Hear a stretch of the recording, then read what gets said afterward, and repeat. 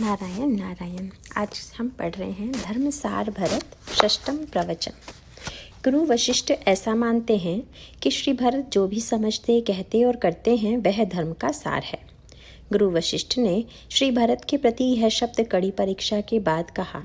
प्रारंभ में धर्म की व्याख्या को लेकर गुरु वशिष्ठ और श्री भरत में मतभेद परिलक्षित होता है। वशिष्ठ धर्म का जो रूप प्रस्तुत करते हैं उससे भरत सहमत नहीं होते। गुरु वशिष्ठ की भावना यह थी कि श्री भरत पिता की आज्ञा मान राज्य स्वीकार कर लें, यह धर्मानुकूल होगा। पर भरत इससे सहमत नहीं होते। ऐसी बात नहीं कि भरत कर्तव्य कर्म से भागना चाहते हों, पर उनके विचार का जो केंद्र है वह गुरु वशिष्ठ के केंद्र से भिन्न है। कैसे? साधारणतः हम समाज में जिसे धर्म कहते हैं वह बुद्धिनिष्ठ है। इसका तात्पर्य यह है कि जब हमारे मन में स्वार्थ, वासना तथा नाना प्रकार के असत संकल्पों के माध्यम से विकार उत्पन्न होते हैं, तब हम शास्त्रों का अध्ययन मनन कर बुद्धि के द्वारा मन पर नियंत्रण स्थापित करने का प्रयास करते हैं। बुद्धि से जो यथार्थ प्रतीत होता है उसी को हम साधारणतः धर्म समझ जीवन में स्वीकार करते हैं। पर यह द्विनिष्ठ धर्म समय पर काम नहीं दे पाता। समस्या तब आ खड़ी होती है जब बुद्धि और मन में द्वंद्व उत्पन्न होता है। मन स्वभाव से ही विषयों में रस लेने का अभ्यस्त है और हम बुद्धि द्वारा उसे विपरीत सत्य का दर्शन कराना चाहते हैं। परिणाम यह होता है कि व्यक्ति बुद्धि से एक दिशा की ओर जाना चाहता है और उसका मन उसे दूसरी दिशा में खींचता है। अगर किसी व्यक्ति के दोनों पैरों में रस्सी बांध दी जाए और रस्सियों को विपरीत दिशा में खींचा जाए तो व्यक्ति चल तो पाएगा नहीं, अपितु केवल पीड़ा का ही अनुभव करेगा। इसी प्रकार भले हम बुद्धि द्वारा सत्य को जान लें, पर यदि हमारा मन हमें विपरीत दिशा में ले जाए तो इन दोनों के बीच पड़ा बेचारा जीव अपने आप में संकट का अनुभव करेगा।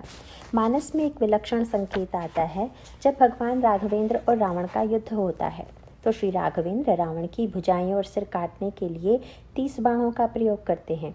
उनके बाण लगते ही भुजाएं और सिर कटकर अलग हो जाते हैं। पर आश्चर्य की बात है कि रावण को फिर से नए सिर और नई भुजाएं प्राप्त हो जाती हैं। इसका तात्पर्य क्या? त्रेता युग का यह जो भौतिक सत्य है वह प्रत्येक युग के लिए मानसिक सत्य है, जिसका अनुभव जीवन में प्रत्येक व्यक्ति को होता है। श्री जानकी जी त्रिजटा से पूछती हैं, यह कैसा आश्चर्य कि भगवान राम के बाण से रावण के सिर कटने पर भी वह नहीं मरता। रघुपति सर सिर कटेहु न मरई, विधि विपरीत चरित सब करई। विधाता ही सारा विपरीत कार्य कर रहा है।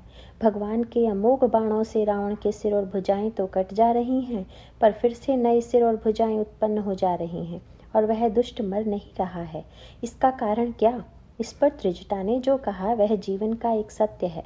वह बोली, जब तक भगवान राम रावण के हृदय में प्रहार नहीं करेंगे वह मरेगा नहीं। त्रिजटा के इस कथन के पीछे एक बड़ा दार्शनिक विश्लेषण है। उसका तात्पर्य यह है कि भुजा कर्म की प्रतीक है, इसके माध्यम से व्यक्ति कर्म करता है, और सिर है बुद्धि का प्रतीक, क्योंकि मस्तिष्क विचार का केंद्र है। यदि व्यक्ति कर्म और बुद्धि द्वारा प्रतिपादित तत्व को ही धर्म मान बैठे तो सही बात नहीं होगी।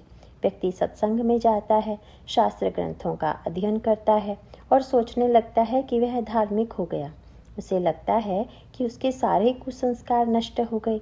रावण का सिर कट गया, पर ज्यों ही सत्संग भवन के बाहर होता है तो देखता है कि रावण का सिर पुनः अपनी जगह पर है। उसकी धार्मिकता क्षणिक ही थी। सच्चे अर्थों में धर्म व्यक्ति और समाज में तब आएगा जब व्यक्ति की केवल बुद्धि और क्रिया में नहीं वरन हृदय में परिवर्तन होगा। जब तक रावण के केवल सिर और भुजाओं पर प्रहार होता रहेगा, रावण नष्ट नहीं होगा। वह मरेगा तभी जब उसके हृदय पर प्रहार होगा। इसलिए त्रिजटा कहती है, जब भगवान राम 30 के बदले 31 बाण मारेंगे और 31वां बाण रावण के हृदय में लगेगा, तब रावण की मृत्यु होगी। जब तक धर्म केवल बुद्धि में रहेगा, यत्किंचित क्रिया में रहेगा, तब तक सही धर्म का धर्मसार जीवन में नहीं आ सकता। इसीलिए श्री भरत गुरु वशिष्ठ के धर्मोपदेश के उत्तर में एक वाक्य कहते हैं, कहूँ साँच सब सुनि पति आहू, चाहे धर्मशील नर नाहू। आप लोग मेरी बात को सत्य समझ लीजिए। समाज को धार्मिक राजा की नहीं वरन धर्मशील राजा की जरूरत है। धार्मिकता और धर्मशीलता में अंतर है। जैसे अध्ययन तो सभी करते हैं, पर अध्ययनशील सभी नहीं होते। दान तो बहुत से लोग देते हैं, पर सभी दानशील नहीं होते। शील का तात्पर्य क्या? शील साधारणतया स्वभाव की मृदुता के अर्थ में प्रयुक्त होता है। किसी का स्वभाव यदि मृदु और कोमल हो तो हम व्यवहार में कहते हैं कि ये बड़े शीलवान हैं। अतः जब तक धर्म हमारी बुद्धि में है तब तक वह धर्म है, पर जब वह हमारे स्वभाव का एक अंग बन जाए, शील के रूप में परिवर्तित हो जाए, तो वह धर्म सार कहलाएगा। रामचरितमानस में ऐसे अनेक दृष्टांत मिलते हैं जहाँ व्यक्ति को उसकी क्रियाओं और विचारों को धर्मयुक्त मानकर राज्य दिया गया, किंतु जब जीवन में परीक्षा का अवसर आया तो ऐसे बड़े बड़े व्यक्ति भी धर्म के मार्ग से च्युत देखे गए। जैसे ससिगुरुतिय गामी नुघुष चढ़े भूमि सुर जान, लोक बेदते विमुख भा अधम न बेन समान, सहस बाहु सुर नाथुत शंकु कही न राज मद दीन कलंकु। इसका कारण यह था कि धर्म उनकी बुद्धि का क्रिया का अंग बना हुआ था, पर हृदय का अंग नहीं बन पाया था और इसीलिए उनका पतन हुआ। किंतु श्री भरत के बारे में भगवान राघवेंद्र कहते हैं कि अन्य लोगों के जीवन में राजमद आ सकता है, पर भरत के जीवन में नहीं। उनका तात्पर्य यह है कि श्री भरत के जीवन में धर्म नहीं, धर्म सार है। मानस के प्रारंभ में प्रतीकात्मक रूप से एक कथा आती है। ब्रह्मा ने विचार किया कि मैं किसी को प्रजापतियों का मुखिया पद दे दूं। उन्हें लगा कि दक्ष इसके लिए सर्वथा योग्य पुरुष हैं, उन्हें ही प्रजापतियों का मुख्य बनना चाहिए। देखा विधि विचारी सब लायक, दी तच्चहि कीन प्रजापति नायक। दक्ष चतुर हैं। ब्रह्मा ने विचार किया कि चतुर व्यक्ति को प्रजापति का पद देने से वह कुशलता से समाज का संचालन कर सकता है। अतः उन्होंने दक्ष को प्रजापतियों का नायक बना दिया। पर त्रुटि क्या हुई? बड़ अधिकार दक्ष जब पावा, अति अभिमान हृदय तब आवा। जब दक्ष को इतना बड़ा अधिकार प्राप्त हुआ तो उनका हृदय अभिमान से भर उठा। उन्होंने सोचा कि अगर सबसे योग्य न होता तो मुझे प्रजापति नायक का पद क्यों दिया जाता। बस प्रत्येक बुद्धिमान का रोग यही है, जब भी उसे कोई वस्तु प्राप्त होती है तो वह उसे अपनी योग्यता का ही परिणाम मानता है। आप सोचिए कि यदि पद एक हो और अनेक व्यक्ति उस पद के योग्य हों तो उस पद के लिए चुनाव अंततोगत्वा एक ही व्यक्ति का होगा। अब यदि चुना गया व्यक्ति यह मानने लगे कि जिन व्यक्तियों को स्थान नहीं मिला वे सब अयोग्य थे, तो यह उसकी भूल होगी और उसके पतन की आशंका हमेशा बनी रहेगी। वास्तव में जब देने वाले और लेने वाले के मन में भिन्न प्रकार की वृत्ति हो तो पतन की आशंका नहीं होती। अर्थात यदि देने वाला यह सोचकर दे कि वह धन्य हुआ है तथा लेने वाला इस भाव से ले कि महानता देने वाले की है, वह तो पाकर कृतकृत्य हुआ है, तो इस प्रकार का विपरीत दृष्टिकोण कल्याणकारी होता है। पर यदि देने वाला इस भाव से दे कि लेने वाला उसकी कृतज्ञता माने, अथवा लेने वाला यह सोचे कि उसकी श्रेष्ठता के कारण ही उसे वस्तु प्राप्त हो रही है, तो ये दोनों दृष्टिकोण पतनकारी होते हैं। एक संकेत आता है। भगवान शंकर और सती जी कथा श्रवण के लिए महर्षि अगस्त्य के आश्रम में जाते हैं। महर्षि उन दोनों का यथावत पूजन करते हैं। गोस्वामी जी लिखते हैं, पूजे ऋषि अखिलेश्वर जानी। ऋषि यह समझकर कि भगवान शिव और उनकी प्रिया सती जी जगत पिता और जगन माता हैं, उनका पूजन करते हैं। पर इस पूजन का प्रभाव भगवान शंकर और सती जी पर अलग अलग पड़ा। भगवान शंकर ने सोचा कि अगस्त्य मुनि कितने विनम्र हैं, मैं तो कथा सुनने आया, चाहिए तो यह है कि श्रोता वक्ता का पूजन करे, पर ये इतने उदार हैं कि मेरा पूजन कर रहे हैं। पर इधर दक्ष तनया सती जी के मन में विचार उठा कि अगर ये मुझसे छोटे न होते, न्यून न होते, तो मेरा पूजन क्यों करते। अब ये मुझे कथा क्या सुनाएंगे और इनकी कथा सुनकर भी क्या लाभ। एक ही चीज़ की प्रतिक्रिया दो व्यक्तियों में अलग अलग हुई। वस्तुतः जिसकी पूजा की जाए उसके मन में पूजक के प्रति आदर का भाव रहे तथा पूजक के मन में पूज्य के प्रति आदर भावना रहे, तभी दोनों ठीक ठीक धर्म का अनुशीलन करते हैं और कल्याण को प्राप्त होते हैं। पर यदि पूजक के मन में यह भाव रहे कि वह पूजन कर दूसरे को आदर प्रदान कर रहा है और पूजा पाने वाला यह सोचे कि श्रेष्ठ होने के फलस्वरूप उसकी पूजा हो रही है, तो दोनों पतन को प्राप्त होते हैं। दक्ष के जीवन की स्थिति यही होती है। दक्ष ने मान लिया कि सर्वश्रेष्ठ होने के कारण ही मुझे प्रजापति नायक बनाया गया है। इसका परिणाम क्या हुआ? एक बार वे ब्रह्मा की सभा में पहुँचे। प्रजापतियों के नायक को आता देख सारे देवता ऋषि मुनि उठकर खड़े हो गए। दक्ष ने ध्यान से देखा कि कोई बैठा तो नहीं रह गया। चतुरों को इसका बड़ा ध्यान रहता है कि किसने मेरा आदर किया और किसने नहीं। उन्हें अपनी मर्यादा का बड़ा भान रहता है। तो ज्यों ही दक्ष ने देखा, उन्हें एक बड़ा विचित्र दृश्य दिखाई पड़ा कि और तो सब खड़े हैं, केवल एक शंकर जी हैं जो बैठे हुए हैं। शंकर जी ने कोई जानबूझकर उनकी अवहेलना नहीं की। वे तो आत्मलीन थे, भगवान के ध्यान में मग्न थे। उन्होंने यह देखा ही नहीं कि दक्ष कब आए और उनका कैसा सत्कार किया गया। जब दक्ष ने उनको देखा तो सोचा, अच्छा, इन्होंने मुझे देखकर ध्यान करने का स्वांग भर लिया। उन्हें बहुत क्रोध आया। अन्य लोग तो खड़े हैं, पर यह मेरा जामाता जिसे मैंने अपनी कन्या दान में दी, मुझे सम्मान नहीं दे रहा है। दान का वास्तविक अर्थ तो यह है कि जो वस्तु दी जाती है उससे व्यक्ति अपनी ममता हटा ले। लेकिन जो लोग दक्ष की तरह दान देते हैं, वे अपनी ममता घटाते नहीं अपितु बढ़ाते हैं। अधिकांश दानी ऐसे देखे जाते हैं जिनकी ममता दान देने के बाद थोड़ी और बढ़ जाती है। ऐसे व्यक्ति अपेक्षा करते हैं कि दान तो मैंने दिया, पर जिसने दान पाया उसे जीवन भर मेरा कृतज्ञ बना रहना चाहिए। उसकी ममता वस्तु के प्रति घटी नहीं, वरन और भी बढ़ गई। दक्ष को ऐसा लगा कि शिव ने जानबूझकर मेरी अवहेलना की है, और इस प्रकार दोनों के बीच संघर्ष प्रारंभ होता है, जो बाद में व्यापक रूप धारण कर लेता है। दक्ष चतुर हैं और शंकर जी हैं साक्षात विश्वास। भवानी शंकरौ वंदे श्रद्धा विश्वास रूपिणौ। बुद्धि का धर्म है चतुरता, हृदय का धर्म है विश्वास। दक्ष और शंकर के संघर्ष को तुलसीदास जी ने बुद्धि और हृदय के विवेक और विश्वास के संघर्ष के रूप में निरूपित किया है, और मानो यह बताया है कि चतुर व्यक्ति, बुद्धिवादी व्यक्ति बुद्धिगत सत्य को ही सत्य मानता है और परिणाम स्वरूप अपने आप को ही सर्वश्रेष्ठ मान बैठता है। जब तक धर्म बुद्धि निष्ठ रहेगा, उसकी टकराहट विश्वास से होगी। जो व्यक्ति बुद्धि से धर्म को मानकर चलेगा, उसमें स्थिरता नहीं होगी। वह आज जैसा है कल वैसा नहीं रहेगा। अतः स्थिरता के लिए एक ही उपाय है कि धर्म का केंद्र बुद्धि के स्थान पर हृदय हो जाए, चाहे हमारे स्वभाव का अंग बन जाए। भगवान राम जनकपुर की ओर जा रहे हैं। जनकपुर में कौन है? गोस्वामी जी कहते हैं, वहाँ है आद्या शक्ति भगवती श्री जानकी जी, जो भगवान से अभिन्न है तथा परम पतिव्रता और दिव्यता की प्रतिमूर्ति हैं। पर गोस्वामी जी ने बीच में यह किसे लाकर खड़ा कर दिया? कहते हैं प्रभु से, जब तक आप इनका स्पर्श न कर लेंगे आगे नहीं जा पाएंगे। पहले आपको अहल्या का स्पर्श करना होगा, तभी आप जानकी जी की ओर जा सकेंगे। जानकी जी वे हैं जिनके बारे में कहा गया है, सुनु सीता तब नाम सुमिरी, नारी पतिव्रत करहीं। सीता तुम्हारा नाम ही लेकर स्त्रियां पतिव्रत धर्म का पालन करेंगी, और अहल्या वह है जो पतिव्रत धर्म से च्युत है, पत्थर बनकर पड़ी हुई है। गोस्वामी जी दार्शनिक विवेचन करते हैं, अहल्या है व्यक्ति की बुद्धि।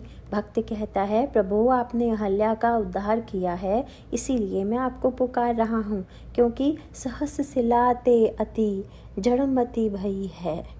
मेरी बुद्धि भी अहल्या के समान जड़ हो गई है, अतः आप आकर उसका उद्धार कीजिए। क्या एक सांकेतिक भाषा है। अहल्या गौतम की पत्नी है। अहल्या है बुद्धि और गौतम है विवेक। बुद्धि को चाहिए कि वह विवेक की सेवा में रहे, लेकिन जब इंद्र गौतम के वेश में आता है तो अहल्या भ्रमित हो उसे स्वीकार कर लेती है। इंद्र है स्वर्ग का राजा, विषय भोग का मूर्तिमान रूप। बुद्धि जब तक विवेक की सेवा करती है तभी तक चेतन रहती है, किंतु जब वह भोग की सेवा में प्रवृत्त हो जाती है और उसे स्वीकार कर तर्कों के द्वारा उसकी श्रेष्ठता का समर्थन करने लगती है, तो उसमें अहल्या की भांति जड़ता आ जाती है। तब वह कुमति से युक्त हो जड़ हो जाती है। अच्छा, और जानकी जी कौन है? जनक सुता जग जननी जानकी, अतिशय प्रिय करुणा निधान की। ताके जुगपद कमल मनावऊं, जा सुकृपा निर्मल मति पावऊं। जानकी जी हैं निर्मल मति, अहल्या है कुमति। गोस्वामी जी ने कहा, प्रभु पहले कुमति का उद्धार होगा, तभी तो निर्मल मति मिलेगी।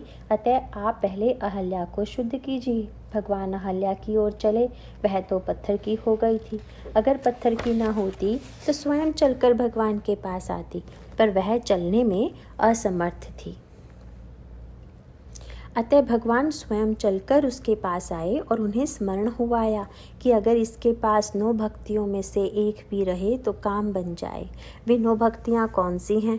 प्रथम भगति संतः कर संगा। पहली भक्ति है संतों का संग। भगवान ने सोचा यह अहल्या सत्संग भला क्या कर पाएगी, चलकर हम ही इसके बदले सत्संग कर लें। इसीलिए वे स्वयं ऋषि के साथ लेकर आए। इस तरह सब स्वयं सत्संग कर लिया। दूसरी भक्ति है दुस्सरी रति मम कथा प्रसंगा। प्रभु के कथा प्रसंग में अनुराग। अब अहल्या के पास कान तो है नहीं, कथा कैसे सुनेगी? तो भगवान ने एक काम किया। क्या? पूछा मुनि ही सलाह प्रभु देखी, सकल कथा मुनि कहा विशेषी। भगवान ने कहा कि अगर तुम मेरी कथा नहीं सुन पाओगे तो कोई बात नहीं, चलो मैं ही तुम्हारी कथा सुन लेता हूँ। मेरी कथा सुनने से यदि लोग पवित्र होते हैं तो जिसकी कथा मैं सुनूंगा वह तो पवित्र होगा ही। भगवान तुरंत उसकी कथा सुन लेते हैं। फिर गुरुपद पंकज सेवा, तीसरी भक्ति अमान। तीसरी भक्ति है गुरु चरणों की सेवा। अहल्या वह भी नहीं कर सकती, अतः भगवान को श्री गुरु जी से आज्ञा प्राप्त होती है। गौतम नारी श्राप बस उपल देह धरि धीर, चरण कमल रज चाहती कृपा करो रघुवीर। हे रघुवीर, गौतम की स्त्री अहल्या शापवश पत्थर की देह धारण किए है, तुम्हारे चरण कमलों की धूलि चाहती है, इस पर कृपा करो। भगवान के मंगलमय चरणों के स्पर्श से अहल्या की जड़ता दूर होती है और उसे चेतना प्राप्त होती है। बुद्धि में जब विषय भोग के कारण जड़ता आ जाए तो भगवान के मंगलमय चरणों का आश्रय लेना चाहिए। इससे बुद्धि जड़ से चेतन होकर धन्य हो जाती है, विवेक के आश्रय में चली जाती है। तात्पर्य यह है कि भगवान अहल्या को तार देते हैं। इस तरह भगवान स्वयं ही अहल्या के बदले 3 प्रकार की भक्ति का निर्वाह करते हैं, और जब अहल्या चेतना को प्राप्त हो जाती है तो उससे कहते हैं कि अब बाकी की भक्ति तुम कर लो। चौथी भक्ति क्या है? चौथी भक्ति मम गुण गण करई कपट तजी गान। भगवान के गुणों का गान। अतः जब अहल्या जड़ से चेतन हो गई तो भगवान के गुणों का गान करने लगी। अति निर्मल बानी अस्तुति ठानी, ज्ञान गम्य जय रघुराई। इस प्रकार अहल्या को सर्वथा पवित्र बनाकर भगवान जनकपुर की ओर आते हैं। और इधर जानकी जी क्या करती हैं? वे पहले वाटिका में आती हैं, सरोवर में स्नान करती हैं और तब पार्वती जी का पूजन करती हैं। वाटिका क्या है? संत सभा चहुँ दिसि अमराई, अर्थात संतों की सभा ही वाटिका है। और सरोवर का जल क्या है? बांधे घाट मनोहर चारी, संत हृदय जस निर्मल बारी। संत का हृदय ही वह निर्मल जल है जिसमें अवगाहन करने से अंतःकरण शुद्ध होता है। तात्पर्य यह है कि पहले सत्संग करो, फिर संत के हृदय में प्रवेश करो और उसके बाद श्रद्धा रूपिणी पार्वती जी की आराधना करो। इसके पश्चात भगवान को खोजने के लिए प्रवृत्त हो। पर भगवान का दर्शन पहले किसे हुआ? गोस्वामी जी लिखते हैं, एक सखी सिय संगु विहाई, गई रही देखन फुलवाई। जो सखियां पूजन कर रही थी, भगवान राम उनको पहले नहीं मिले, पर जो फुलवारी घूमने चली गई थी उसे भगवान का दर्शन पहले होता है। मानो भगवान यह कह देते हैं कि पूजा करने वाला यह घमंड न करे कि भगवान पहले हमें ही मिलेंगे। प्रभु तो बड़े कौतुकी हैं ना। यहाँ पर वे पूजा करने वालों को मिले तो सही, पर उसकी कृपा से जो पूजा में सम्मिलित नहीं थी। गोस्वामी जी की धारणा बड़ी रसमयी है। वे कहते हैं जिनके पास विशेषता है, साधना है, वे जब अपनी साधना की चरम सीमा में पहुँच जाएंगे, जब साधन शून्य हो जाएंगे, तब उन्हें भगवान मिलेंगे। पर जो अपने आप में शून्यता ले आता है, उसके लिए किसी कर्म की, किसी साधना की आवश्यकता नहीं रह जाती। संकेत आता है कि जब सखी भगवान का दर्शन करके लौटती है तो उसकी आंखों से आंसू गिर रहे हैं। तासु दशा देखी सखिन, पुलक गात जलु नयन, करहु कारणु निज हर्ष कर, पूंछहि सब मृदु बैन। सखियाँ उससे पूछती हैं, तुम्हारी आंखों में आंसू कैसे? वह कहती हैं, अयोध्या के राजकुमार आए हुए हैं, मैं फिर से उनके दर्शन करने जा रही हूँ। तो क्या दर्शन करने के लिए आंखों में आंसुओं की आवश्यकता होती है? हाँ, क्यों? सखी ने उत्तर दिया, यदि कोई अमृत लेकर तुम्हारे निकट आए और तुम्हारे पास जल से भरी कलसी हो तो तुम क्या करोगी? निश्चय ही जल को फेंक कर उसमें अमृत लोगी। तो वैसे ही ये नेत्र हैं कलसी, और भगवान का सौंदर्य है अमृत। इन नेत्रों की कलसी में खारा जल भरा हुआ है। सांवर रूप सुधा भरिवे कहाँ, नयन कमल कल कलस रितौरी। पहले उसे बहाना पड़ेगा। जब कलसी खारे जल से खाली हो जाएगी तभी उसमें अमृत भरा जा सकेगा। यदि यह भरी रहे तो इसमें अमृत कैसे आएगा? सखी दर्शन करने गई और जब लौट कर फिर से आई तब भी उसकी आंखों से आंसू बह रहे थे। सखियों ने उसे फिर पकड़ा और कहा, तासु दशा देखी सखिन पुलक गात जलु नयन, कहु कारणु निज हर्ष कर पूछई सब मृदु बहन। जाते समय तुमने कहा था कि बिना नेत्र कलसी के खाली हुए उसमें अमृत नहीं भरेगा, पर अब तुम्हारे आंसू बहने का क्या कारण है? उसने उत्तर देते हुए कहा, सखियों, अगर बर्तन छोटा हो और अमृत ज़्यादा हो तो अमृत बाहर छलकेगा कि नहीं? दर्शन में इतना दिव्य रस मिला है, इतना आनंद मिला है कि वह आँखों से बाहर छलक रहा है। यही सौंदर्य अमृत की रसानुभूति है। यह अभाव के रस की अनुभूति है, और जहाँ अभाव के रस की अनुभूति है वहाँ भगवान की प्राप्ति पहले होती है। गोस्वामी जी ने आदि से अंत तक यही दिखलाया है। अभाव का अर्थ है निस्साधना। यदि कोई यह समझे कि अपनी साधना के बल पर भगवान को पालेगा तो वह भूल करता है। साधना के गर्व के द्वारा उनको नहीं पाया जा सकता। भरत जी में साधना की पराकाष्ठा है और वही पराकाष्ठा हनुमान जी में भी है, पर इस पराकाष्ठा में साधना का गर्व नहीं, चरम दैन्य की अनुभूति है, और इसीलिए वे भगवान को प्राप्त करते हैं। गोस्वामी जी की यही दृष्टि है और इसी दृष्टि जीवन के लिए बड़ी आवश्यक है।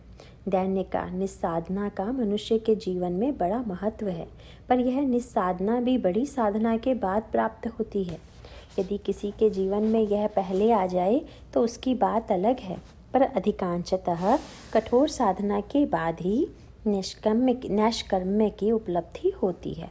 कठिन परिश्रम के बाद जब मनुष्य पूरी तरह थक जाता है, चूर चूर हो जाता है, उसकी शक्ति की सीमा समाप्त हो जाती है, तब भगवान मिलते हैं।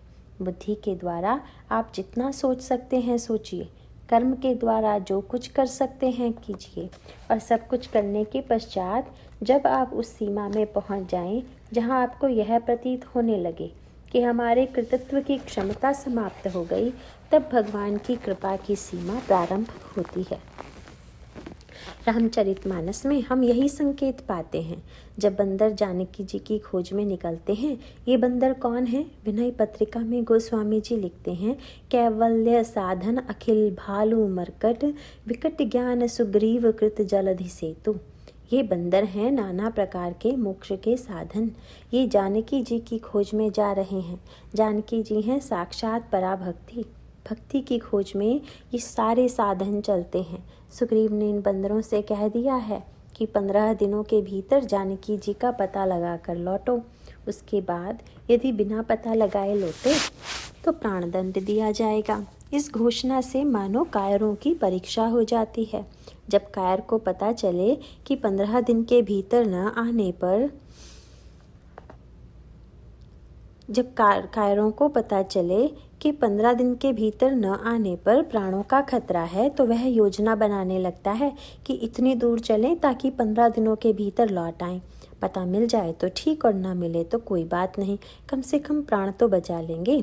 इसी प्रकार कुछ लोग भक्ति पाना तो चाहते हैं, पर उनकी योजना यह रहती है कि अमुक समय के भीतर यदि भक्ति मिल जाए तो ठीक, नहीं तो कोई बात नहीं, वे मार्ग से सहर्ष लौट आएंगे। बंदरों में जो दक्षिण दिशा की ओर चले वे सर्वश्रेष्ठ हैं। सुनहु नील अंगद हनुमाना, जामवंत मति धीर सुजाना, सकल सुभट मिली दक्षिण जाहु, सीता सुधि पूंछहु सब काहु। ये श्रेष्ठ बंदर दक्षिण की ओर जाते हैं। दक्षिण है काल की दिशा, और काल की दिशा में चलने वाले किस तरह खोज करते हैं? गोस्वामी जी लिखते हैं, चले सकल बन खोजत, सरिता सर गिरी खोह, राम काज लय लीन मन, बिसरा तन कह छो। मन को श्री भगवान में लवलीन कर शरीर की सुध बुध खोकर खोजने लगे। खोजते खोजते तन्मय हो गए, अटूट प्रयास किया, पर जानकी जी नहीं मिली। 1 महीना बीत गया। अब तो जानकी जी की खबर लिए बिना वापस जाने से मृत्युदंड मिलेगा। वे बड़े निराश हुए, व्याकुल हो उठी। गोस्वामी जी ने लिखा, मिलई न जल घन गहन भुलाने। वे गहन जंगल में मार्ग भूल गए। यह कौन सा जंगल है? हम और आप सबके सामने यह जंगल आता है। यह है संशय का जंगल। गोस्वामी जी लिखते हैं, संशय विपिन अनल सुर रंजन। भगवान राम संशय विपिन को भस्म करने वाली अग्नि है। तो जब ये साधन रूप बंदर भक्ति देवी की खोज करते करते संशय के गहरे जंगल में भटक जाते हैं, उस समय उनकी निष्ठा और लगन को देखकर भगवान की कृपा होती है। उनकी सहज कृपा से बंदरों को स्वयं प्रभा का सत्संग मिलता है, जिससे उन्हें भक्ति रूपिणी सीता देवी का अनुसंधान प्राप्त होता है। इस प्रकार रामचरितमानस की यह मान्यता है कि जब तक जीव में साधना के कर्तृत्व का अहंकार है, तब तक भगवान की कृपा नहीं होती। निस्साधना एवं दैन्य का भाव ही उसे भगवत कृपा का अधिकारी बनाता है। अहंकार और दैन्य दोनों एक साथ नहीं रह सकते। बुराई और अच्छाई का सह अस्तित्व नहीं चल सकता। बंदर साधन रहित थे, पर दीन थे, और इसकी दीनता के कारण वे भक्ति देवी का कृपा कटाक्ष पा सके। रावण साधन संपन्न था, पर अहंकारी था, और इसी अहंकार के कारण वह भक्ति देवी को बलपूर्वक हरकर भी उनकी कृपा से वस्तुतः दूर ही था। वर्णन आता है कि जब रावण अपना वैभव और ऐश्वर्य दर्शाने के लिए अपनी रानियों को लेकर जानकी जी के पास आया और उनके सामने प्रस्ताव रखा कि यह सारा वैभव तुम्हारा है, केवल एक बार मेरी ओर देखो तो सही, एक बार बिलोक मम ओरा। तो जानकी जी ने उत्तर दिया, सुनु 10 मुख गोत प्रकाशा, कब की नलनी करई विकासा। रावण, क्या जुगनू के प्रकाश में कहीं कमलिनी खिल सकती है? रावण को क्रोध आ गया। क्यों? आपु ही सुनि खग्योत सम, राम ही भानु समान। राम सूर्य और मैं जगनू, मैं इतना विशाल ऐश्वर्य वाला जुगनू, और 2 भुजाओं और 1 सिर वाला राजकुमार जो जंगल में इधर उधर भटक रहा है, वह सूर्य, इतनी बड़ी धृष्टता। पर सूर्य और जुगनू का अभिप्राय केवल यह नहीं कि सूर्य में प्रकाश अधिक है और जुगनू में कम। रावण इस दृष्टि से जुगनू नहीं है। रावण में ऐश्वर्य का प्रकाश बहुत है। जानकी जी ने रावण को जुगनू कहा, उसका प्रतीकात्मक अर्थ है।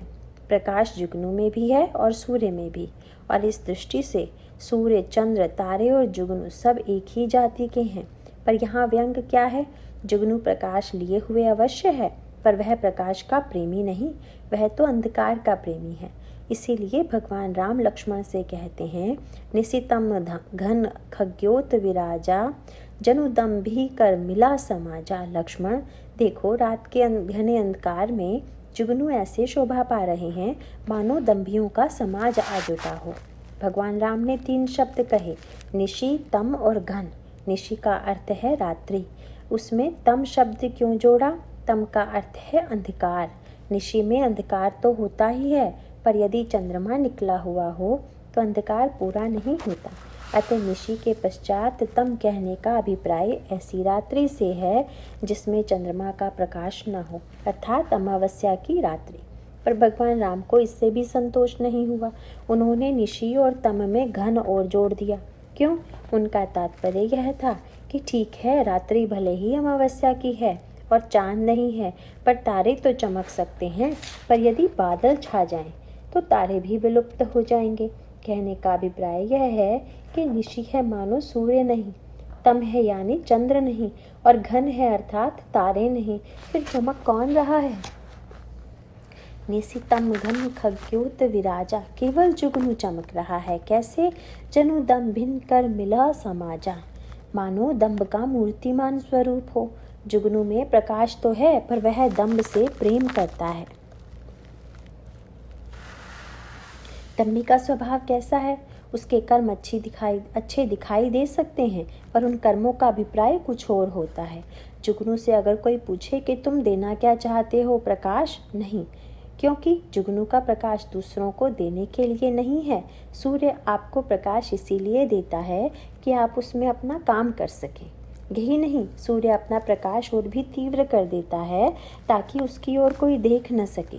प्रकाश धीमा होने से लोग अपना काम छोड़ उसकी ओर ही देखते रह जाएंगे। अतः सूर्य का अभिप्राय यह है कि हमारे प्रकाश में अपना कार्य करो, हमारी ओर देखने की आवश्यकता नहीं।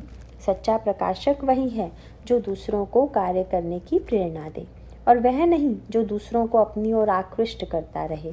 पर जुगनू अपनी पूंछ में प्रकाश लिए भगवान से यही मनाता रहता है कि सूर्य ना निकले, चंद्रमा ना निकले, तारे भी न निकलें, ताकि अंधेरा छाया रहे और हम चमकते रहें। यदि प्रकाश हो जाएगा तो फिर हमें कौन पूछेगा। जुगनू अपने को चमकाने के लिए चमकता है। उसका प्रकाश केवल स्वयं को प्रकाशित करने के लिए है, संसार को उजाला देने के लिए नहीं। वह अंधकार से समझौता किए हुए है कि हम तुम्हें नहीं मिटाएंगे। जुगनू इस बात को जानता है कि मैं चमक जरूर रहा हूँ, पर मुझे चमकाने वाला तो अंधेरा ही है। अंधकार भी प्रकाशक हो सकता है, इसे जुगनू जानता है, और इस बात को जानने का परिणाम यह है कि जुगनू अंधकार से प्रेम करता है। श्री जानकी जी के कहने का तात्पर्य यही था कि रावण तुम्हारा गुण, तुम्हारा ऐश्वर्य, तुम्हारा जो कुछ भी है वह स्वयं को चमकाने मात्र के लिए है, किंतु हमारे प्रभु सबके प्रकाशक हैं। उनका उद्देश्य ही लोक कल्याण का है, सबको प्रकाशित करने का है। बुद्धिमान वह नहीं जिसके पास पहुंचकर दूसरों को यह लगने लगे कि हम मूर्ख हैं। बुद्धिमान वह है जिसके निकट मूर्ख भी वह महसूस करने लगे कि मैं बुद्धिमान हो गया। सुंदर वह नहीं जिसके सामने दूसरे फीके पड़ जाएं। सच्चा सुंदर तो वह है जिसके पास पहुंचकर कुरूप भी सुंदर लगने लगे। देखिए ना, बंदर थे कुरूप और भगवान राम थे बड़े सुंदर, पर भगवान राम के साथ रहकर वे कुरूप वानर भी सुंदर हो गए। तुलसीदास जी लिखते हैं, कपिपति रीछ निसाचर राजा, अंगदादि दे जे कीस समाजा, बंदऊ सबके चरण सुहाए। मैं बंदरों के सुंदर चरणों की वंदना करता हूँ। बंदरों के चरण सुंदर हों ऐसा तो कभी देखने में नहीं आया, पर इसका तात्पर्य यह है कि जब वे लोग भगवान के पास चले गए तो उनके चरण भी अच्छे कार्यों में लग गए, भक्ति की खोज में लग गए, भगवान की सेवा में रत हो गए। इस प्रकार बंदर भी सुंदर हो गए। वस्तुतः सुंदर तो वह है जो सुंदरता कहूँ सुंदर करई, जो दूसरे को सौंदर्य का दान दे। विद्वान वह है जो दूसरे को विद्वान बना दे। दानी वह नहीं जो स्वयं दान करे और दूसरे को भिखारी बनाए रखे। सच्चा दानी तो वह है जो भगवान राम जैसा दान करे। भगवान राम गंगा पार होने गए, केवट ने उन्हें पार उतार दिया और चरणों में प्रणाम निवेदित किया। प्रभु संकोच में पड़ गए। प्रभु सकुच यही नहीं कछु दीन्हा, मैंने इसे कुछ दिया नहीं। श्री किशोरी जी ने संकोच ताड़ लिया, तुरंत अपनी मुद्रिका निकाली और प्रभु के हाथों में दे दी। प्रभु जब उसे केवट को देने लगे तो केवट ने प्रभु के चरणों को पकड़ लिया और कहा, नाथ आज मैं काह न पावा, मिटे दोष दुख दारिद्र दावा। प्रभु आज मैंने क्या नहीं पाया, मेरे दोष दुख दारिद्र सभी कुछ मिट गए।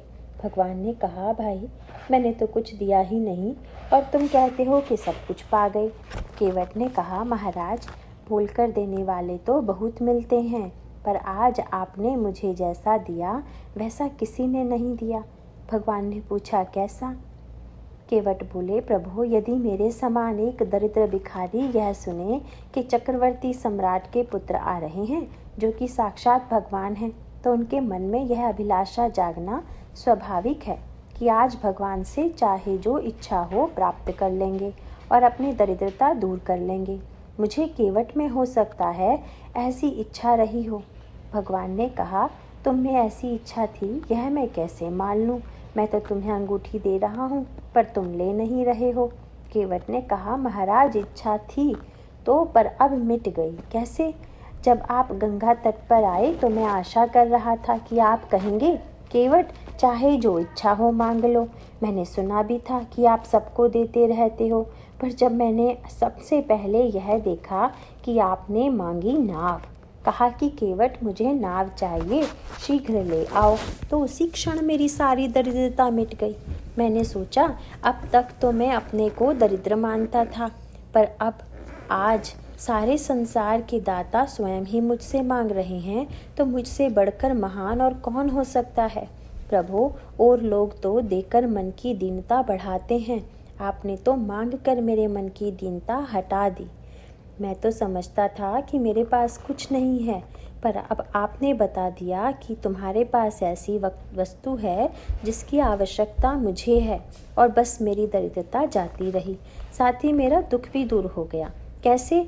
जब आप गंगा के किनारे आए तो आप बड़े उदास थे, क्योंकि आप सुमंत जी को विदा करके आए थे, और सुमंत जी की अवस्था तो ऐसी थी कि करी बिनती पायह परऊ दीन बाल जिमि रोई।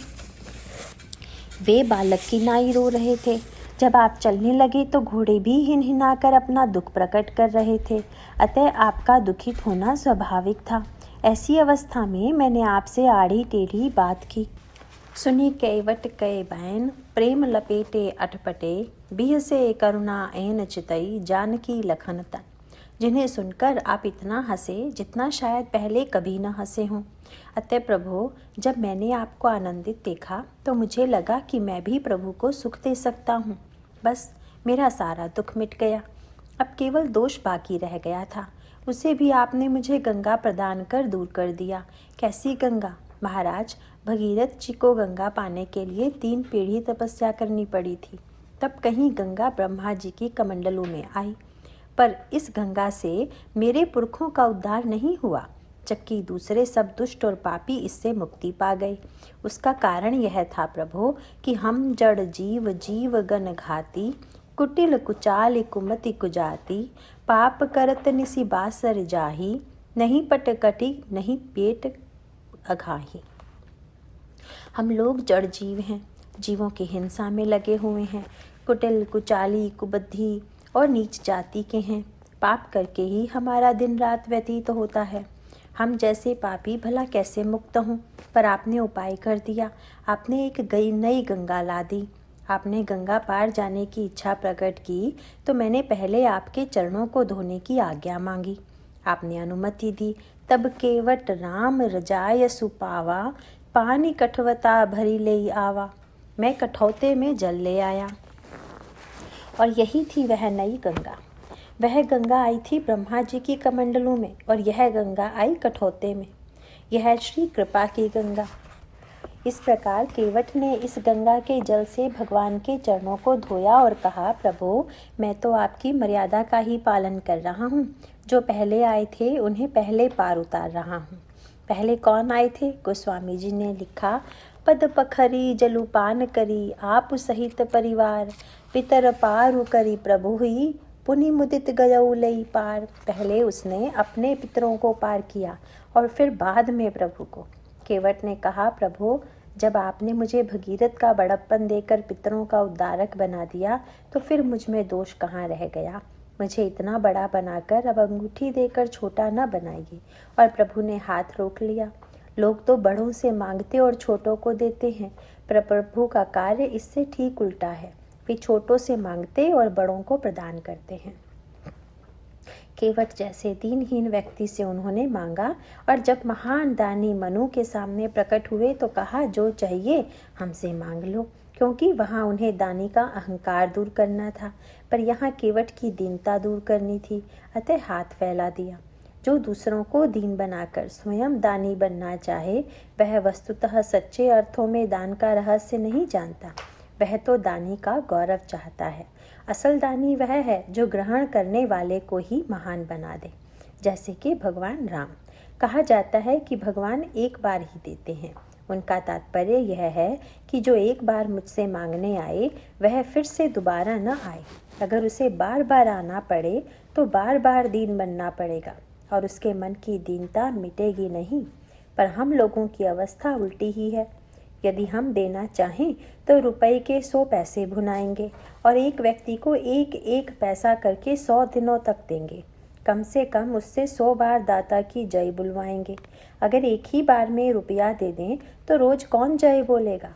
हमें तो जय जयकार करने वाला चाहिए जो हमारी महिमा बढ़ाता रहे।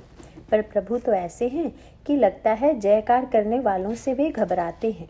गोस्वामी जी विनय पत्रिका में लिखते हैं, सहज स्वरूप कथा मुनि बरनत कहत सकुच सिर नाई, केवट मीत कहे सुख मानत बानर बंधु बढ़ाई। जब केवट उन्हें मित्र कहता है और वानर उन्हें बंधु बना देते हैं तो प्रभु प्रसन्न होते हैं, और यदि कोई ऋषि मुनि उन्हें ब्रह्म कह दे तो प्रभु लजा जाते हैं। क्यों? यह एक बड़ी सार्थक बात है। आप अभिनय करने रंगमंच पर उतरे और यदि देखने वाले आपको पहचान कर आपका पुराना नाम लेकर पुकारने लगें तो आपको कैसा लगेगा? यही कि मेरा अभिनय ठीक नहीं हो रहा है, तभी तो ये मुझे पहचान गए। प्रभु ब्रह्म से मनुष्य बनकर आए, और यदि मुनि कह दें कि आप ब्रह्म हैं तो प्रभु घबरा जाते हैं, सोचते हैं कि जरूर नाटक में कुछ कमी रह गई है, तभी तो ये पहचान गए। पर जब केवट मित्र कहकर पुकारता है तो उन्हें प्रसन्नता होती है कि चलो अभिनय ठीक हुआ, इसने पहचाना नहीं, ब्रह्म कहकर नहीं पुकारा। यही भगवान राम के चरित्र की विशेषता है। वे भक्तों के दोष, उनकी दीनता, उनका दुख हर लेते हैं। वे सूर्य के समान सबको प्रकाश देते हैं, पर अपने को नहीं चमकाते। तभी तो श्री जानकी जी ने उन्हें भानु और रावण को जुगनू कहकर संबोधित किया। जुगनू स्वयं को चमकाने के लिए अंधकार का अस्तित्व बनाए रखना चाहता है, पर भगवान की रीति निराली है। उन्हें अपने बड़प्पन की चिंता नहीं, वे तो भक्तों को बड़प्पन बांटते फिरते हैं। वे दीन को दानी, दुखी को सुखी, दोषी को निर्दोष, कुरूप को सुंदर और छोटे को बड़ा बना देते हैं। उनके सामने सहज कृपालु भला और कौन हो सकता है? और प्रभु के इस स्वरूप को जानने वाले श्री भरत ही हैं। श्री भरत कहते हैं कि हम सब लोग चित्रकूट चलेंगे। क्यों? उनके इस कथन में गहन आध्यात्मिक तत्व निहित है। सांकेतिक रूप से 4 स्थान हैं जहाँ भगवान की लीला होती है: अयोध्या, चित्रकूट, दंडकारण्य और लंका। महाराज दशरथ का संकल्प था कि राम राज्य की स्थापना पहले अयोध्या में होगी, पर उनकी योजना पूरी नहीं हो पाई। राम राज्य की स्थापना पहले अयोध्या में नहीं हो पाती। उनकी स्थापना पहले होती है चित्रकूट में, और उसका प्रथम नागरिक होता है केवट। इसका अभिप्राय क्या? आध्यात्मिक अर्थों में यह कह सकते हैं कि अयोध्या या बुद्धि लोक है, चित्रकूट चित्तलोक। अयोध्या बुद्धि लोक है, चित्रकूट चित्तलोक, दंडकारण्य मनहलोक और लंका अहम का जीता जागता स्वरूप है। अंतःकरण चतुष्टय के रूप में जो 4 स्थान हैं, उनके ये 4 केंद्र हैं: अयोध्या बुद्धि प्रधान, चित्रकूट चित्त प्रधान, दंडकारण्य मन प्रधान और लंका अहम प्रधान। अतः महाराज दशरथ की यह योजना कि राम राज्य की स्थापना बुद्धि में हो कभी संभव न थी, क्योंकि राम राज्य जब भी बनेगा पहले चित्त में बनेगा, और लीला के केंद्र चित्त में राम राज्य बनने के बाद क्रमशः मन, अहंकार और बुद्धि प्रधान स्थानों में राम राज्य की स्थापना होगी। बुद्धि प्रधान अयोध्या में पहले राम राज्य बनाने की तैयारी बहुत की गई, पर अंत में मंथरा निकल आई और उसने कैकेयी जी को इतना परिवर्तित कर दिया कि राम राज्य नहीं बन पाया। मंथरा के द्वारा बुद्धि का यह जो परिवर्तन है, उसके बारे में तुलसीदास जी लिखते हैं, कौन कुसंगति पाई नसाई, कुसंगति पाकर कौन नष्ट नहीं होता। क्यों? इसलिए कि रही न नीच मते चतुराई। नीच व्यक्ति के अनुसार चलने से बुद्धि नहीं रह पाती। जीवन में कुसंग का परिणाम यह होता है कि जिस वस्तु को हमने श्रेष्ठ बुद्धि से श्रेष्ठ जाना, उसे जीवन में उतार नहीं पाते, और इसीलिए राम राज्य नहीं बन पाता। जब श्री भरत ने चित्रकूट में प्रवेश किया तो वहाँ राम राज्य का निर्माण हो चुका था। गोस्वामी जी लिखते हैं, ईति भीति जनु प्रजा दुखारी, त्रिविध ताप पीड़ित गृह मारी, जाई सुराज सुदेश सुखारी, होई भरत गति तेहि अनुहारी, राम बास बन संपति भ्राजा, सुखी प्रजा जनु पाई सुराजा, सचिव विरागु विवेकु नरेशु, विपिन सुहावन पावन देसु, भट जम नियम सैल रजधानी, शांति सुमति सुचि सुंदर रानी, सकल अंग संपन्न सुराऊ, रामचरण आश्रित चित जाऊ, जीती मोह महिपालु दल, सहित विवेक भुआलु, करत अकंटक राजपुर, सुख संपदा सुकालु। यही राम राज्य का मूल सूत्र है। जो राज्य ऐसा है वही राम राज्य है, और वह राम राज्य बना चित्रकूट में। राम राज्य नगर में पहले नहीं बन सकता, वह वन में बनेगा। राम राज्य बुद्धिनिष्ठ नहीं बनेगा, जब बनेगा तो चित्रकूट के चित्त में बनेगा। गोस्वामी जी की भाषा भी यही है। राम कथा मंदाकिनी चित्रकूट चितचारु, तुलसी सुभग स्नेह बन सिय रघुवीर बिहार। दूसरे प्रसंग में गोस्वामी जी दंडकारण्य की तुलना जीव के मन से करते हैं। दंडक बन प्रभु कीन सुहावन, जन मन अमित नाम किए पावन। यदि हम जीवन में देखें तो हमारे मन, बुद्धि और अहंकार, इन तीनों की उपस्थिति का भान तो होता है, पर चित्त की उपस्थिति का भान नहीं होता, जबकि वह सबका केंद्र है। विचार करके देखिए, जब हम जागते रहते हैं तब बुद्धि प्रधान होते हैं, जब स्वप्न देखते हैं तब मन प्रधान, और सुषुप्ति में जाते हैं तब अहम प्रधान हो जाते हैं। पर यह चौथा जो चित्त है वह दिखाई नहीं देता। जागृत अवस्था में हम मन को दबाकर बुद्धि से व्यवहार करने की चेष्टा करते हैं। मन में बहुत सी व्यर्थ सी उटपटांग बातें आती हैं, पर हमारी बुद्धि बता देती है कि अगर हम यह बात कह दें तो लोग क्या समझेंगे। किसी व्यक्ति से बात करके जी उब रहा है और वह पूछ दे कि आपको कोई कष्ट तो नहीं हो रहा है। मन में तो आता है कि सही बात कह दें, पर ऊपर से कह देते हैं नहीं नहीं, बड़ा आनंद आ रहा है। यह क्या हुआ? यह तो मन को बुद्धि के द्वारा अनुशासित करके जीवन व्यवहार चलाना हुआ। जागृत अवस्था बुद्धि प्रधान है। जब हम सोचते हैं तब स्वप्न कब देखते हैं? जब बेचारा मन बुद्धि के दिन भर के शासन से थक जाता है, तब सपना आता है। सपना अर्थात मन का राज्य। उस समय मानो मन बुद्धि से कहता है कि चलो, अब तुम्हारा संसार नहीं, अब तो मेरा बनाया हुआ संसार है, और इस संसार में हम मनमाना व्यवहार करेंगे। तुमने बाहर तो हमें दिन भर रोका, अब हम स्वतंत्र हैं। एक प्रसंग स्मरण हो आता है। एक हमारे परिचित मित्र थे। प्रारंभ में हम दोनों एक महात्मा के निकट रहा करते थे। वैसे वे बड़े सेवक थे, लेकिन एक बार दुख प्रकट करते हुए उन्होंने मुझसे कहा, दिन भर तो मैं गुरुजी की सेवा करता हूँ, पर आज रात को मैंने जो सपना देखा उससे बड़ा दुख हो रहा है। कैसा सपना? गुरुदेव ने मुझसे सपने में कहा, जाओ जल ले आओ। मैंने कह दिया कि मैं नहीं लाऊंगा, और यही बात मुझे पीड़ा दे रही है। इस प्रकार के सपने का क्या कारण है? मैंने कहा, भाई, बात इतनी सी है कि दिन भर तो तुम बुद्धि के द्वारा सेवा करते हो। तुम्हें लगता है चाहे अच्छा लगे या ना लगे, तुम्हें गुरु की आज्ञा माननी ही चाहिए, लेकिन तुम्हारा मन विद्रोह करता रहता है। इसीलिए जब सपने में मन के बनाए गुरुजी आज्ञा देते हैं तो तुम नहीं कर देते हो। उस समय तो मन का राज्य रहता है ना। इसीलिए गोस्वामी जी ने श्रेष्ठ जनों की जो कसौटी बताई वह जागृत अवस्था नहीं, अपितु स्वप्नावस्था है। उनसे पूछा गया, श्रेष्ठ पुरुष कौन?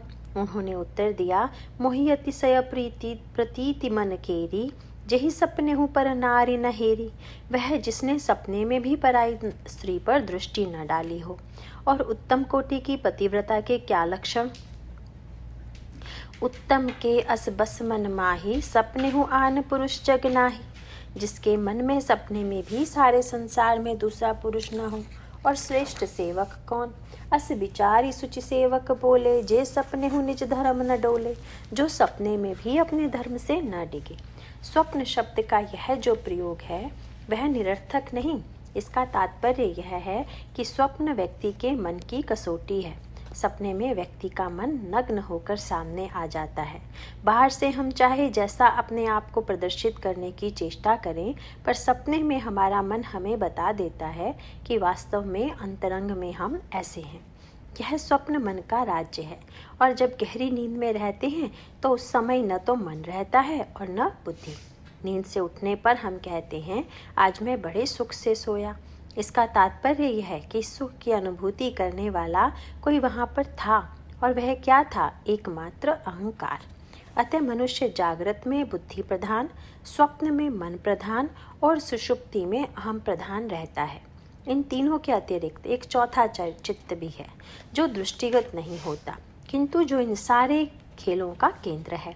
इसीलिए जब तक चित्त में भगवत प्रेम की रसानुभूति नहीं होगी और हृदय परिवर्तन नहीं होगा, तब तक जीवन में सही धर्म नहीं उतर सकता। इसीलिए भरत जी पहले सबको चित्रकूट, जो कि चित्त प्रधान है, चलने का आग्रह करते हैं। वहाँ राम राज्य बन चुका है तथा वहाँ के नागरिक राम राज्य के पहले अधिकारी हैं। अयोध्या के नागरिक तो उसके अधिकारी बहुत बाद में होते हैं। भरत जी इस बात को समझते हैं। वे कर्तव्य कर्म के ज्ञाता हैं। उनके चरित्र में कहीं कोई स्खलन नहीं है, क्योंकि उनमें अहंकार का लेश मात्र भी नहीं है। पतन वहाँ होता है जहाँ व्यक्ति में कर्तापन का भाव हो। मानस में एक सांकेतिक कथा आती है।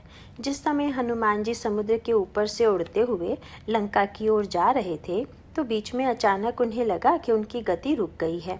उन्होंने अपने चारों ओर देखा कि कोई उन्हें पकड़े हुए तो नहीं है, पर कोई दिखा नहीं। जब उन्होंने नीचे देखा तो एक विचित्र चमत्कार दिखाई पड़ा। नीचे समुद्र में एक राक्षसी थी। निश्चरी एक सिंधु महुरहई, करी माया नभ के खग्गहई, जीव जंतु जे गगन उड़ाही, जल विलोकी तिनकय परिछाई, गहई छां सकसो न उड़ाई, एहि विधि सदा गगन चर खाई। यह जब किसी जीव को ऊपर से उड़ते हुए देखती तो उसकी छाया को पकड़ लेती, उससे वह उड़ नहीं पाता और नीचे गिर जाता। तब वह राक्षसी उसे खा जाती। यह बड़ी उल्टी सी बात लगती है। यह तो समझ में आता है कि यदि हम व्यक्ति को पकड़ लें तो उसकी छाया रुक जाती है, लेकिन छाया को पकड़ लेने से व्यक्ति रुक जाए, यह बात बड़ी अटपटी लगती है। पर यदि थोड़ा विचार कर देखें तो पता चलेगा कि यह जीवन का नित्य का सत्य है। यह राक्षसी कौन है, पुराणों में वर्णित है, तथा गोस्वामी जी ने भी अपनी रामाज्ञा प्रश्नावली में बताया है कि यह राहु की माता है। राहु मातु माया मलिन मारी मारुत पूत। और यदि आप इसे पहचानना चाहें तो यह आज भी विद्यमान है। त्रेता युग में हनुमान जी ने उसे भौतिक रूप में मारकर उस पर विजय प्राप्त की थी, पर मानसिक रूप से वह आज भी हम सबके जीवन में व्याप्त है। वस्तुतः राहु है मात्सर्य की वृत्ति और उसकी माता सिंह का है ईर्ष्या। राहु की कथा आज सब जानते हैं। वह अमर होना चाहता है। देवता और दैत्य चाहे अमर हो या न हो, पर मैं तो अमर हो जाऊं, यही राहु की वृत्ति है। और ऐसे राहु को जन्म देने वाली जो वृत्ति है वह है ईर्ष्या। उसका लक्षण क्या? वह राक्षसी है। राक्षसी होने के नाते उसे भूमि पर रहना चाहिए, पर वह रहती है जल में, और जल में खाने योग्य पदार्थ की कम नहीं। सारा समुद्र मछली, कछुए आदि विभिन्न प्रकार के जीव जंतुओं से भरा पड़ा है, पर वह भूख लगने पर समुद्र के जंतुओं को नहीं खाती। जिसे आकाश में उड़ते देखती है उसे गिराकर खाती है। यही ईर्ष्या की वृत्ति है। ईर्ष्या बराबरी वालों से नहीं होती। जो जरा उठते हुए दिखाई देते हैं उन्हीं के प्रति ईर्ष्या होती है। अपने से ऊपर उठे हुए व्यक्ति को गिराने में ही इसे आनंद आता है। यह थलचरी, पर रहती है जल में और खाती है नभचरों को। ईर्ष्या की वृत्ति को पहचानना बड़ा कठिन है। उसका निरंतर कार्य ही है छाया पकड़कर व्यक्ति को गिरा देना। कितने पते की बात है। व्यक्ति चाहे जितना ऊपर उठ जाए, उसकी कुछ न कुछ छाया तो होगी ही, और छाया होगी तो नीचे ही होगी। ईर्ष्यालु व्यक्ति क्या ढूंढता है? वह जहाँ भी जाएगा यही देखेगा कि व्यक्ति में कोई दुर्बलता, कोई कमी, कोई छाया है या नहीं। एक सज्जन जितनी बार भाषण सुनने जाते, हर बार लौटकर यही बताते कि वक्ता ने कितनी बार अशुद्ध शब्दों और वाक्यों का प्रयोग किया। एक दिन उन्होंने मुझसे कहा, आज अमुक वक्ता ने 32 बार अशुद्ध शब्दों का प्रयोग किया। मैंने कहा, आप यही गिनते रहे क्या? शुद्ध शब्दों का कितना प्रयोग किया वह ध्यान में नहीं रहा। यही ईर्ष्या की वृत्ति है। व्यक्ति चाहे कितना भी ऊपर क्यों न उठ जाए, अहम की छाया व्यक्ति में रह ही जाती है, और ईर्ष्या की वृत्ति उसी को ढूंढती है। जब व्यक्ति की छाया उसकी दुर्बलता पकड़ में आ जाती है तो उसे गिराने में सुविधा हो जाती है। यह राक्षसी इसी प्रकार बहुतों को गिराया करती है। यह बात और है कि हनुमान जी के बारे में उसे धोखा हो गया। हनुमान जी की जब उसने छाया देखी तो उसे लगा कि इसमें भी कमी है। उसने वैसा ही छल हनुमान जी के साथ किया। सोई छल हनुमान कह कीना, तासु कपट कपि तुरत ही चीन्हा। हनुमान जी तुरंत उसके कपट को जान गए और उसे खत्म कर दिया। हनुमान जी पर उसका चमत्कार नहीं चल पाया। क्यों? हनुमान जी की छाया सामान्य छाया नहीं थी। यदि यह सिंहिका ने ठीक जान लिया होता तो वह मारी न जाती। हनुमान जी में अहंकार की छाया का दिखाई पड़ना आश्चर्यजनक नहीं। अंतर यही है कि जहाँ संसार में अधिकांश लोगों में यह अहंकार होता है कि मैं विद्वान हूँ, मैं धनवान हूँ, मैं योग्य हूँ, वहाँ हनुमान जी का अहंकार भक्त का अहम है। भक्त इस अहंकार को छोड़ना नहीं चाहता, अपितु चाहता है कि सर्वदा यह अहंकार बना रहे।